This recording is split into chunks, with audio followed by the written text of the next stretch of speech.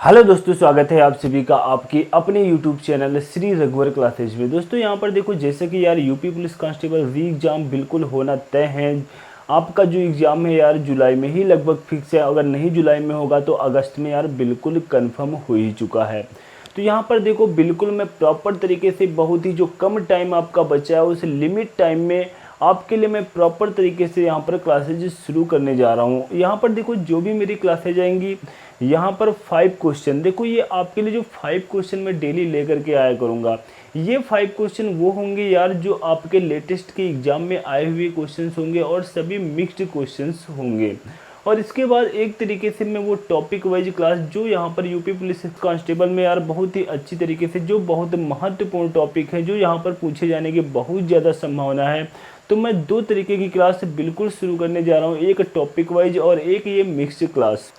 आज जो हम आपके लिए क्लास लेकर के आए हैं वो क्लास लेकर के आए हैं यहाँ पर सुपर 5 क्वेश्चंस। तो यहाँ पर देखो, हम ज़्यादा बातें नहीं करते हैं, सीधा अपने टॉपिक पर आते हैं और आज के इन 5 क्वेश्चन का सफाया करते हैं। तो यहाँ पर देखो, फर्स्ट क्वेश्चन दिया हुआ है। क्वेश्चन को देखो मैं बोर्ड पर लगा देता हूँ, कोई मेरा यहाँ पर डिजिटल बोर्ड है नहीं, मेरा प्यारा सा व्हाइट बोर्ड है और वो क्वेश्चन आपको दिखाई देगा और वो क्वेश्चन मुझे नहीं दिखाई देता, इसलिए मैं क्वेश्चन को यहाँ पर फ़ोन लेकर के सॉल्व कराता हूँ। तो यहाँ पर देखो, जैसे कि मैंने क्वेश्चन को बोर्ड पर लगा दिया है, मेंसुरेशन का प्यारा सा क्वेश्चन है और क्वेश्चन यह काहे का है, गोले का है। एक गोले का आयतन 972 पाई सेंटीमीटर क्यूब है, तो इसकी त्रिज्या ज्ञात कीजिए। तो यहाँ पर देखो क्या दिया हुआ है, गोले का जो वॉल्यूम है वो कितना दिया हुआ है। अब यहाँ पर आपसे पूछा क्या गया है मेरे प्यारे दोस्त, आपसे पूछी गई है रेडियस। क्या पूछी गई है? रेडियस मिस त्रिज्या आपसे पूछी गई है।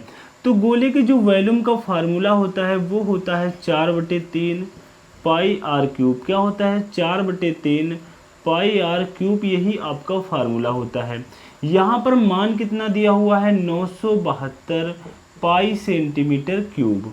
आपका पाई से पाई कैंसिल हुआ, 4 से काट दो तो 4 दूना 8, 1 4 चौको 16 और 4 3 12। ये आपका 3 इधर चला जाएगा, तो r की पावर 3 इक्वल टू 243। यहाँ पर देखो 243 लिखा हुआ है, तो 243 आपका ये हो गया और इनटू आपका 3 ये हो गया। अब r का मान निकालने के लिए यहाँ पर हम क्या लगा देंगे? क्यूब रूट लगा देंगे, 243 इंटू 3। अब यहाँ पर देखो 243 यहाँ पर कितना होता है? 3 की पावर 5 होता है। कितना होता है? 3 की पावर 5 होता है। तो 3 की पावर 5 ये और इंटू 1 3 ये, तो 3 की पावर कितनी हो जाएंगी? 6। 3 की पावर 6 मतलब 3 3 के 2 पेयर बन जाएंगे, इसलिए यहाँ पर कितना बाहर निकल करके आ जाएगा? कितना बाहर निकल के आ जाएगा? 3 की पावर 2। तो यहाँ पर जो आपका राइट आंसर हो जाएगा 9 सेंटीमीटर मेरे दोस्त, आपका क्या हो जाएगा? राइट आंसर हो जाएगा। यहाँ पर देखो, अगर आपको किसी भी प्रकार का यार कोई डाउट लग रहा है तो यहाँ पर आसानी के साथ आप निकाल सकते हो। देखो कैसे, जैसे कि देखो ये 243 दिया हुआ है, इसको आप इस तरीके से लिखोगे 5 टाइम्स। इतना आपको देखो आना चाहिए, इतना बेसिक मैं वैसे बताता नहीं हूँ। यहाँ पर देखो 5 टाइम्स लिख दिया, एक 3 आपका ये है इस तरीके से, ये यहाँ पर लगा हुआ है क्यूब रूट, तो यहाँ पर देखो 2 पेयर बन जाएंगे, इससे कि एक 3 ये निकलेगा और एक 3 आपका ये निकलेगा, जिससे कि आपका जो आंसर हो जाएगा 9 सेंटीमीटर मेरे दोस्त क्या हो जाएगा? आपका राइट आंसर हो जाएगा। इसके बाद देखते हैं अपना नेक्स्ट क्वेश्चन, क्वेश्चन नंबर 2। यहाँ पर देखो, जैसे कि क्वेश्चन नंबर 2 दिया हुआ है, टाइम एंड वर्क का क्वेश्चन है। 20 लोग प्रतिदिन 8 घंटे काम करके किसी काम को 15 दिनों में पूरा करते हैं। प्रतिदिन 10 घंटे काम करते हुए उसी काम को 4 दिनों में पूरा करने के लिए कितने लोगों की आवश्यकता होगी? यह क्वेश्चन आपका क्या है? M1 D1 T1 बटे W1 बराबर M2 D2 और यहाँ पर T2 अपॉन W2। जहाँ पर देखो आपके ये मैन हो गए, ये आपके डेज हो गया और ये आपका टाइम हो गया। इसी प्रकार से यहाँ पर W1 मतलब आपका वर्क हो गया। तो इस क्वेश्चन में देखो दिया क्या हुआ है? 20 लोग दिए हुए हैं। कितने? 20 लोग दिए हुए हैं। और D1 यहाँ पर टाइम कितना दिया हुआ है? जो आपका टाइम दिया हुआ है 15 दिन 8 घंटे लगते हैं। 8 घंटे प्रतिदिन काम करते हैं और 15 दिनों तक करते हैं। 20 व्यक्ति हैं तो आपका 15 दिनों में वो काम पूरा हो जाता है। आगे आपसे क्या पूछा गया है? प्रतिदिन 10 घंटे काम करते हुए उसी काम को 4 दिन में पूरा करने के लिए कितने लोगों की आवश्यकता होगी। माना कि x लोगों की आवश्यकता होगी, 10 घंटे प्रतिदिन कर रहे हैं और 4 दिन यहाँ पर हो गए। तो यहाँ पर आसानी के साथ देखो अब हम x का मान आसानी से निकाल सकते हैं, कोई प्रॉब्लम नहीं। 0 से 0 आपका कैंसिल हो गया और यहाँ पर 4 दूनी 8 ये हो गया, 15 दूना 30, 30 दूना 60 आपका ये हो गया। क्या हो गया? 60 हो गया। तो x इक्वल टू आपका क्या हो जाएगा? 60 हो जाएगा। ऑप्शन नंबर ए आपका क्या हो जाएगा मेरे दोस्त? राइट आंसर हो जाएगा। इसके बाद देखते हैं अपना नेक्स्ट क्वेश्चन, क्वेश्चन नंबर 3। यहाँ पर देखो जैसे कि क्वेश्चन नंबर 3 दिया हुआ है, रेशियो का क्वेश्चन है। दूध और पानी के 90 लीटर मिश्रण में दूध और पानी का अनुपात 4:1 है। मिश्रण में कितना पानी मिलाया जाए कि दूध और पानी का अनुपात 3:1 हो जाए। तो यहाँ पर देखो कुछ भी यार क्वेश्चन में नहीं है, टोटल यहाँ पर 90 लीटर आपका मिश्रण है। जो आपका अनुपात दिया हुआ है वो कितना दिया हुआ है? मिल्क एंड वाटर का जो रेशियो दिया हुआ है वो कितना दिया हुआ है? 4:1 का दिया हुआ है। आपसे कहा जा रहा है कि इसमें कितना वाटर मिला दिया जाए कि यह रेशियो 3:1 हो जाए। तो सिंपल सी बात है यार, आपका 90 लीटर टोटल मिश्रण है यहाँ पर और 4:1 के रेशियो में है। अगर सपोज दैट हम यहाँ पर मान लेते हैं कि 4 लीटर यहाँ पर आपका मिल्क है, मतलब दूध है, और 1 लीटर आपका पानी है। इसमें आपसे कहा जाए कि हम कुछ पानी मिला रहे हैं। 4 लीटर दूध है, 1 लीटर पानी है, हम इसमें कुछ पानी मिला रहे हैं। तो यहाँ पर क्या होगा? पानी की मात्रा बढ़ जाएगी बट मिश्रण में दूध की मात्रा वही रहेगी कि नहीं रहेगी। लेकिन यहाँ पर रेशियो में देखो क्या हुआ, पानी की मात्रा 1 लीटर थी, वो 1 लीटर वैसे ही बरकरार है। दूध की मात्रा 4 लीटर थी और यहाँ पर कितनी हो गई? 3 लीटर, मतलब दूध कम हो गया। तो ये तो गलत बात है, गलत बात है। तो इसको हम क्या करेंगे? सही करेंगे। अगर दूध पहले 4 लीटर था तो अब भी 4 लीटर होना चाहिए। ऐसे क्वेश्चनों में हमें बस यही बात ध्यान देनी होती है कि हम मिला क्या रहे हैं? वाटर मिला रहे हैं। क्या मिला रहे हैं? वाटर मिला रहे हैं। मिल्क तो मिला नहीं रहे। जब मिल्क मिला नहीं रहे तो मिल्क की मात्रा क्या होनी चाहिए? सेम होनी चाहिए। जब सेम नहीं है तो हम क्या करेंगे? सेम करेंगे। सेम करने के लिए इसमें हम 3 से मल्टीप्लाई और इसमें हम क्या करेंगे? 4 से मल्टीप्लाई। तो देखो यहाँ पर क्या होगा? 3 चक्को 12 हो जाएगा और 3 एकम 3 हो जाएगा। 4 3 12 आपका ये हो जाएगा और 4 एकम 4 आपका ये हो जाएगा। अब देखो यहाँ पर हम क्या करेंगे। अब आपका जो यहाँ पर मिल्क हो चुका है वो कितना हो चुका है? बिल्कुल बराबर हो चुका है। आपने वाटर मिलाया था तो वाटर में ही परिवर्तन दिखाई दे रहा है। तो देखो वाटर में परिवर्तन कितना दिखाई? 3 लीटर था, हमारे अकॉर्डिंग कितना हो गया? 1 बढ़ा। हमारे अकॉर्डिंग कितना? 1 बढ़ा। लेकिन ये तो रेशियो में वैल्यू दी हुई है ना, इनके अकॉर्डिंग अपना आंसर तो हम नहीं दे सकते। जो क्लियर वैल्यू दी हुई है वो सिर्फ और सिर्फ एक वैल्यू दी हुई है, 90 लीटर। इस 90 लीटर को हम यहाँ से तुलना करेंगे। 12 और 3 कितना हो जाएगा? 15। 15 बराबर किसके हो जाएगा? 90 लीटर के। तो 1 बराबर किसके हो जाएगा? 6 के। हमने कितना वाटर मिलाया है? 1 मिलाया है। तो मैंने कहा था ये रेशियो में है इसलिए हम क्लियर नहीं कह सकते। 1 बराबर किसके आया है? 6 के। मतलब कि यहाँ पर 6 से मल्टीप्लाई कराओ तो 6 लीटर क्या हो जाएगा? आपका राइट आंसर हो जाएगा। मतलब 6 लीटर वाटर हमने इसमें मिलाया है। इसके बाद देखते हैं अपना नेक्स्ट क्वेश्चन। यहाँ पर देखो जो नेक्स्ट क्वेश्चन दिया हुआ है ये भी टाइम एंड वर्क का क्वेश्चन है। ए और बी मिलकर किसी काम को 12 दिन में, बी और सी मिलकर के 15 दिनों में, सी और ए मिलकर के किसी काम को 20 दिनों में करते हैं। वे सभी एक साथ कार्य करते हुए कार्य को कितने दिनों में करते हैं? तो 12, 15 और 20 दिनों में करते हैं।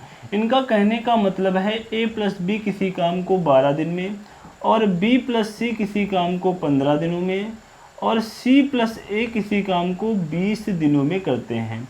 इनका कहने का मतलब है तीनों लोग इस काम को मिलकर के कितने दिनों में करेंगे। तो कुछ भी नहीं है यार, बिल्कुल बउआ लेवल का क्वेश्चन है। यहाँ पर देखो 60 हमारा क्या हो जाएगा? एलसीएम हो जाएगा। ए प्लस बी की कैपेसिटी कितनी आएगी? 12 से भाग देंगे तो 5 आ जाएगी। बी प्लस सी की कैपेसिटी कितनी आएगी? 4 आएगी। सी प्लस ए की कैपेसिटी कितनी आएगी? 3 आएगी।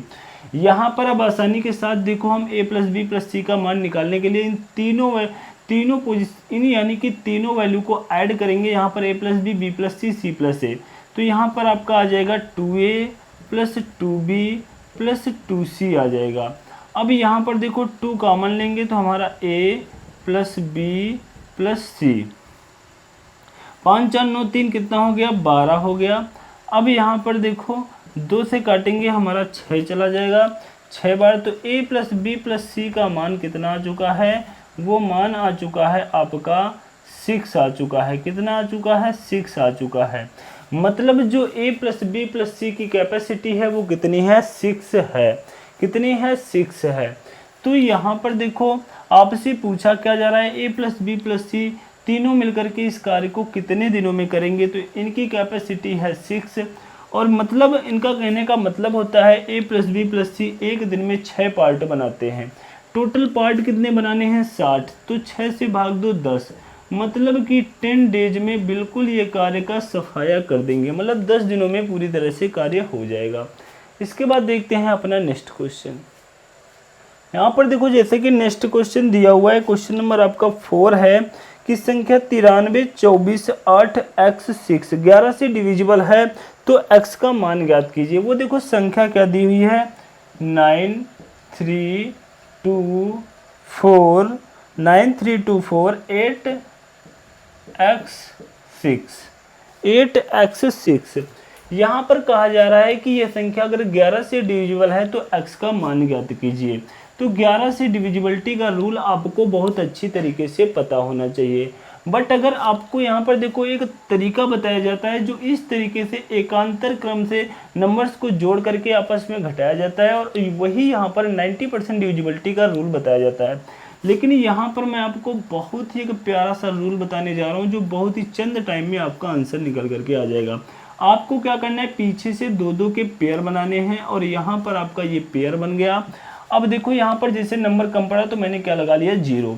अब क्या करना है, पहले वाले नंबर में सेकंड वाला नंबर घटाना है, तो कितना आ जाएगा, -9, और बीच में प्लस का चिन्ह लगाते हुए चलना है। यहाँ पर क्या आया, 1। यहाँ पर देखो प्लस का चिन्ह लगाओगे, बट यहाँ पर 4 में -8 करोगे तो माइनस का 4 आएगा, तो माइनस का 4 लिखना पड़ेगा, प्लस यहाँ पर x -6। सॉल्व करो, 9 4 13 और 13 6 19, 19 में 1 गया तो 18, माइनस का 18 और प्लस का आपका x, माइनस का 18 और प्लस का x। अब यहाँ पर देखो 11 से डिविजिबिलिटी का रूल ये होता है कि इस तरीके से जो हम यहाँ पर कार्यक्रम अपना कर रहे हैं, कोई ऐसी वैल्यू आ जाए जो 11 से डिविजिबल हो।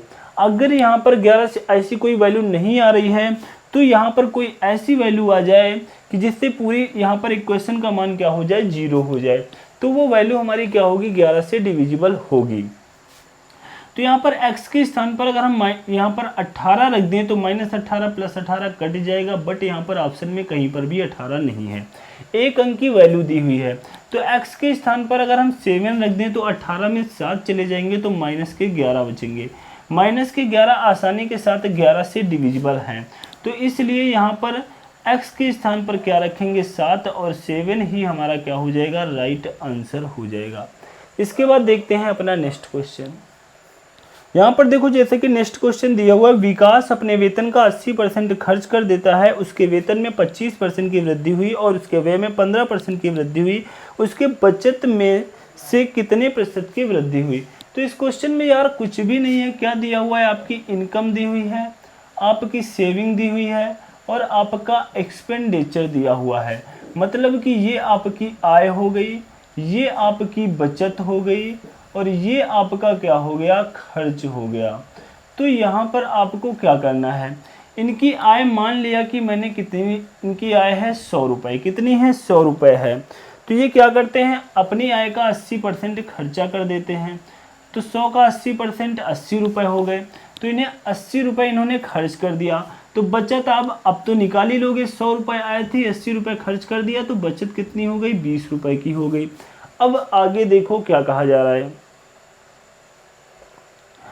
आगे यहाँ पर कहा जा रहा है इनके वेतन में 25% की वृद्धि हुई। मतलब इनका वेतन 100 रुपये था, 25% की क्या हुई, वृद्धि हुई, जिससे यहाँ पर इनका वेतन हो गया 125 रुपये। और यहाँ पर कहा गया है कि उसके व्यय में 15% की वृद्धि हुई। अगर इनके खर्च में 15% और हम इंक्रीज कर दें तो 80 का 15% निकालेंगे, 12 निकलेगा, तो ये हो जाएगा 92। कितना हो जाएगा, 92। 125 रुपये आय है, 92 रुपये खर्चा कर रहे हैं, तो इनके पास बच कितना रहा है, क्या नहीं निकाल पाओगे, 125 में 92 घटा दो, कितना बचेगा, 33। मतलब जो इनकी सेविंग थी पहले 20 रुपये थी, अब कितनी है 33। तो यही यहाँ पर पूछा गया है कितने की वृद्धि हुई है, 13 की वृद्धि हुई है 20 में, इंटू 100 करेंगे, 20 पंचे 100 हो जाएगा और 13 पंचे कितना हो जाएगा 65%। 65% मतलब ऑप्शन नंबर डी आपका क्या हो जाएगा, राइट आंसर हो जाएगा। तो दोस्तों यह थे मेरे आज के 5 क्वेश्चंस। दोस्तों मेरी आज की क्लास कैसी लगी नीचे कमेंट बॉक्स में छाप के अवश्य बताना, और अभी तक अगर चैनल को सब्सक्राइब नहीं किया है सब्सक्राइब करना, बेल आइकन पे ऑल पे जाकर प्रेस कर लेना, जिससे किसी प्रकार की कोई नई वीडियो अपलोड करूं उसकी नोटिफिकेशन आपको मिल सके सबसे पहले। Thanks to all of you.